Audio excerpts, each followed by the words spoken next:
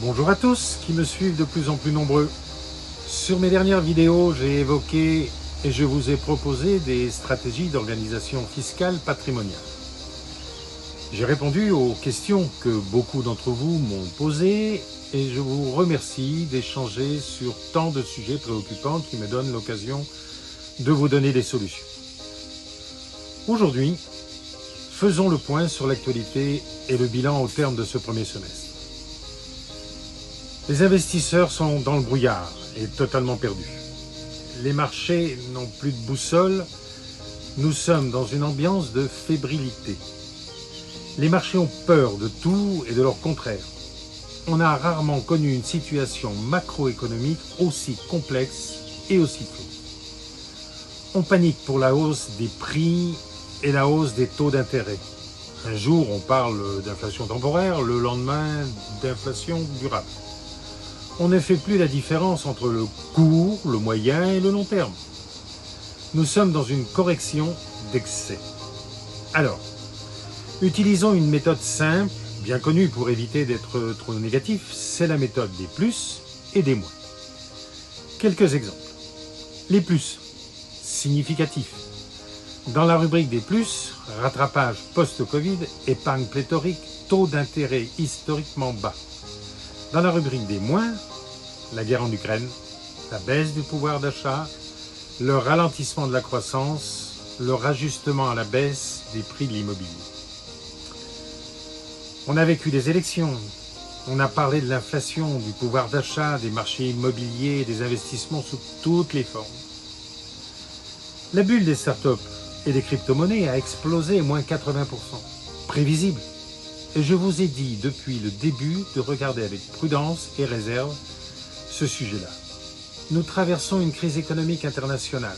Plus personne ne le nie. Et cela va durer jusqu'à 2022, voire 2023. C'est la fin de l'argent magique.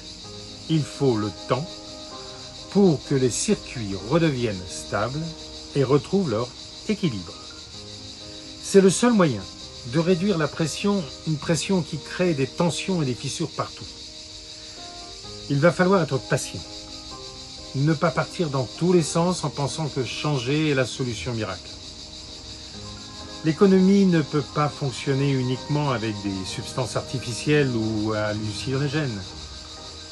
Il va donc y avoir une période de transition, à nous de la traverser en gardant le cap de bonne espérance.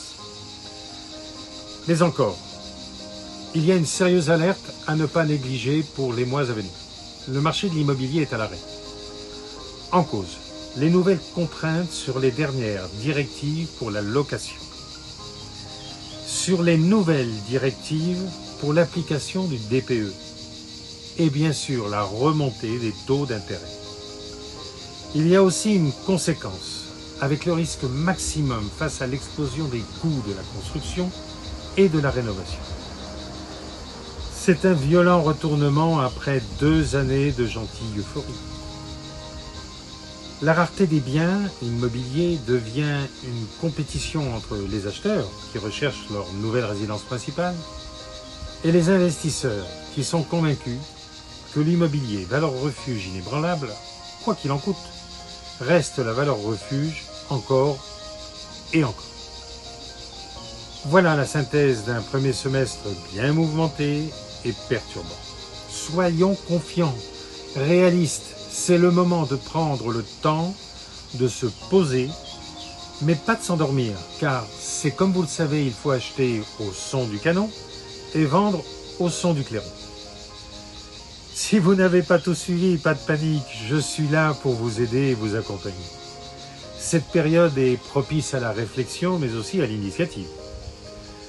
Continuez à me poser des questions, mes partenaires et moi-même vous y répondrons. Vous avez à votre disposition 2 sites, stratégieetconcept.com et stratégieetconceptrealestate.com. Vous y trouvez une page contact et en plus, vous pouvez consulter en cliquant sur le lien HappyBots pour avoir toute notre actualité. Alors je vous souhaite un bel été, de bonnes vacances. Nous nous retrouverons en septembre pour réussir la fin d'année.